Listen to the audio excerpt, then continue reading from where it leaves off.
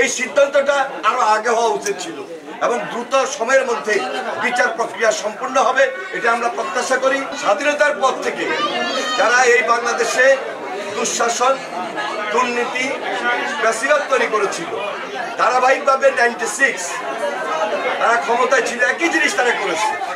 ধারাবাহিকভাবে গত 16-17 বছর যারা এই দুর্নীতি, দুঃশাসন তৈরি করেছিল, গুমখুর করেছে, গণহত্যা করেছে, অবশ্যই তাদের বিচারের মধ্য দিয়ে আওয়ামী লীগ নিষিদ্ধ করা উচিত বলে আমরা মনে করছি এবং সেই দাবিটা আমাদের ছিল এবং সেই দাবির পরিপ্রেক্ষিতে জনগণ যেভাবে তাদের বক্তব্য পেশ করেছে সেটা এখানে গিয়েছে।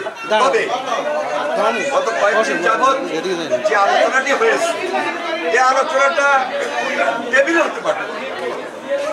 যদি টেবিলে হতো তাহলে শাহবাগের ওখানে যাওয়ার প্রয়োজন ছিল না।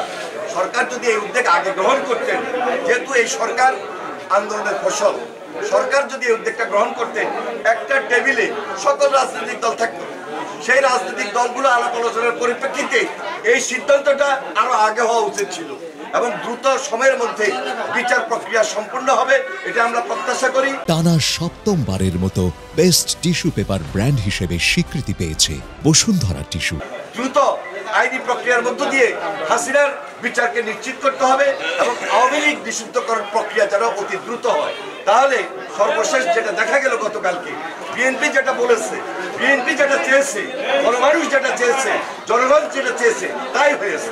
এই জন্য আমরা আজকে আন্তরিকভাবে সরকারকে ধন্যবাদ জানাই। তবে এই প্রক্রিয়া আরো দ্রুত হতে হবে এবং দ্রুততার মধ্য দিয়ে বিচার এবং আইনি প্রক্রিয়ার মধ্য দিয়ে হাসিনার যে গণহত্যা, হাসিনার যে আওয়ামী লীগের যে অপকর্ম, এর বিচার দ্রুত সময়ের মধ্যে করে এটাকে দৃশ্যমান করতে হবে।